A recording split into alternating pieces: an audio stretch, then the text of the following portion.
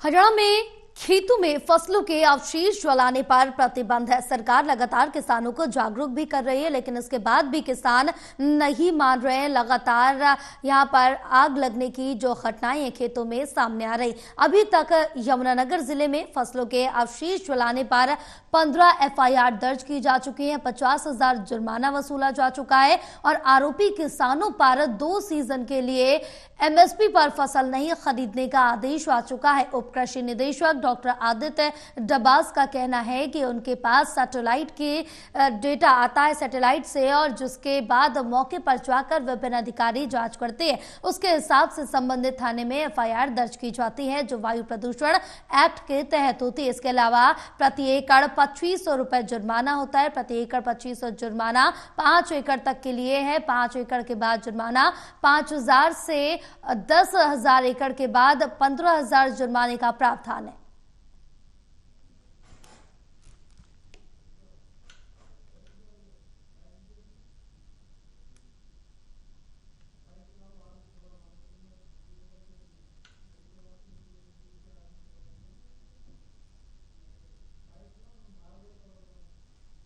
देखिए, जटलाना में जो आप बता रहे हैं ये घटना मई के महीने की है।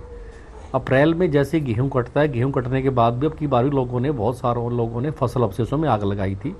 सैटेलाइट से डाटा हमारे पास आया था, तो हमने उन सभी किसानों पर 50,000 रुपये फाइन किया है। 2 साल तक उनको क्रॉप उनकी एमएसपी पर नहीं खरीदी जाएगी, उसको ब्लॉक किया है। और 15 ही हमने इसमें एफआईआर दर्ज कराई हैं, जो कि जिले के विभिन्न थानों में है।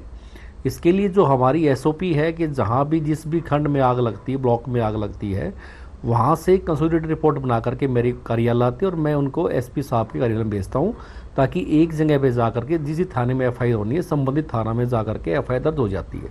जटलाना में भी हमारे पास जो सैटेलाइट से डाटा आया था कि जटलाना में कि भाई एक उधर से गेहूं कटने के बाद जो फानों में आग लगाई है। जब हमारी टीम मौके पर पहुंची, जिसमें हमारे डिपार्टमेंट का एक अधिकारी था, एक रेवेन्यू डिपार्टमेंट से था और एक पंचायत डिपार्टमेंट से था। मौके पर जाके देखा तो वहाँ पर आग लगी हुई थी।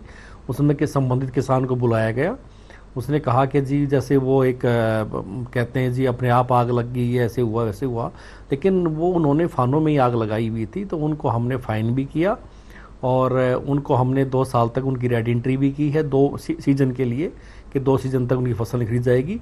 और साथ ही उनके खिलाफ जो संबंधित थाना क्षेत्र है, वो एसपी साहब की मार्फत हमने उनके खिलाफ एक एफआईआर भी पोल्यूशन कंट्रोल वायलेशन के तहत उनकी भेजी है हमने।